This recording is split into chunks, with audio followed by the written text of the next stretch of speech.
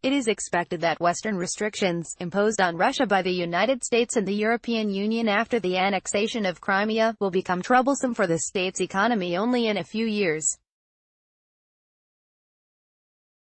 The Russians are currently managing all resources they have at their disposal. In addition, they have been also maximally exploiting the existing infrastructure. President Vladimir Putin is aware of any dangers caused due to such long-term cutoff of Russian business from Western technologies.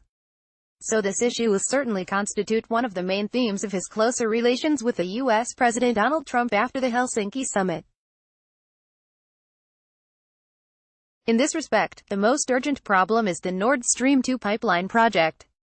Key biggest problems for the Russian gas sector may be caused by the extended application of sanctions against export gas pipelines.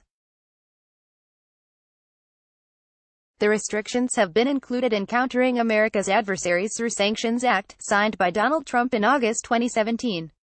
Theoretically speaking, such regulation prevents the president from introducing any sanctions that would prohibit operations on equipment supplies and construction services for new pipelines as well as maintaining the existing ones. Such transactions could not be worth more than $5 billion annually. Nonetheless, there are two conditions to be fulfilled. Firstly, restrictions may not threaten any national interests of the United States. Secondly, further sanctions are introduced following prior consultations with European allies.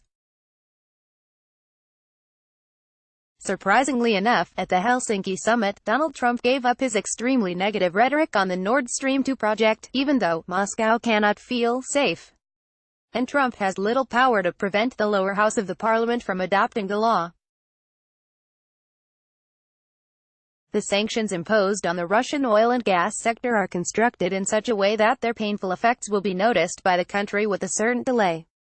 Blocking technological cooperation will result in long-term problems with maintaining correct extraction level as well as it may prevent Russia from developing its transport infrastructure. As a result, the country may lose its outlets. Nonetheless, the sector is still highly dependent on foreign finance and technology. Sanctions that affect Russia's energy sector have virtually no impact on the current situation of world markets, do not lead to any short-term destabilization, nor do they cause a sudden price increase. Russia's oil and gas companies have managed to adapt to the Western sanctions.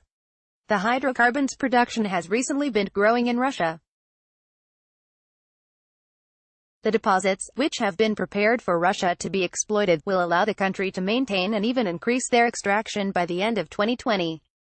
Source: Warsaw Institute Foundation.